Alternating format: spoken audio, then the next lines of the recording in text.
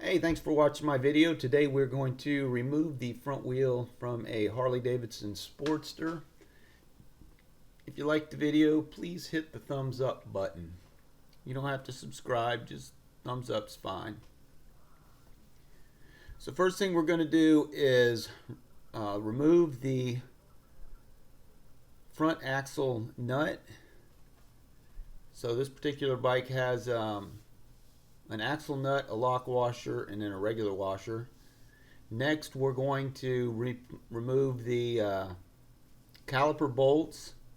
You may or may not need to remove the caliper on your bike. The caliper definitely needs to come off of this one. The tire is just too wide to get between the forks. So the more we get out of the way, the better. I'm sure there's some special tool to remove the caliper on a Harley Davidson, but a 10 millimeter 16 point socket works best. 10 millimeter socket works best. So here's the nut out of the way, and we jump over to the right side, and this is the pinch bolt. This locks the axle in place, keeps the axle from sliding around, turning, spinning. So we're just going to loosen that, the nut and the nut from the pinch bolt. And then once we get that loosened, we can raise up the front of the bike and pull the axle out. It's been a long time since this wheel's been off the bike. There was absolutely no lube on this axle. That's why it came out so difficult. So over on the left hand side, when the wheel fell out, that washer popped out. So that's what I was showing you there. And then there's a spacer that goes inside the fork, between the fork and the wheel. So here's the wheel with the new tire. The new tire actually fits in the forks a lot better. The old tire didn't want to come out past the bolts that hold the fender on. So as we assemble our bike, we're going to go ahead and we're going to lube up the axle. You should always put some grease on your axles when you're replacing them. I am using Lube-O-Matic marine grease. This grease is good enough for your boat trailer going in and out of salt water, so it's going to be more than good enough for your Harley Davidson to hold up in the rain, dirt, debris, and make it a lot easier for the bike to come apart next time. Remember, we're not lubing the axle for the wheel to turn on the axle. The wheel turns on the bearing. The bearing rests on the axle. So as I put the axle through the right fork, there's a spacer that goes in, and then the axle goes into the wheel, and then we jump over to the left side of the bike, and there's about a 1-inch spacer that goes in on the left side of the bike,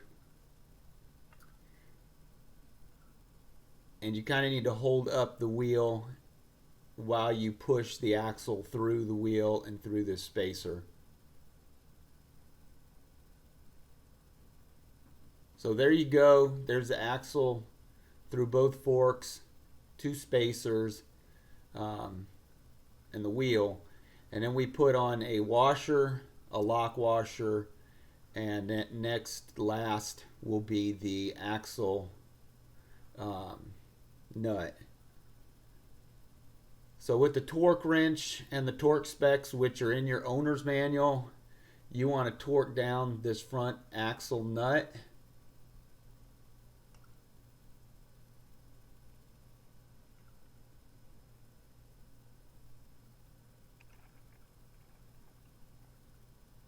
So we got our axle nut torqued down. Now we're going to jump over to the right side of the bike, and we're going to torque down our pinch bolt.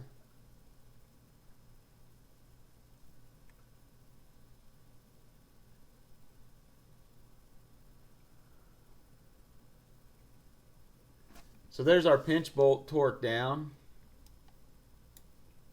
And back over on the left side of the bike, we're going to put our caliper back on. Again, I'm using just a regular Craftsman 10 millimeter, I think it's 12 point socket. 12 point socket fits the absolute best on these caliper bolts.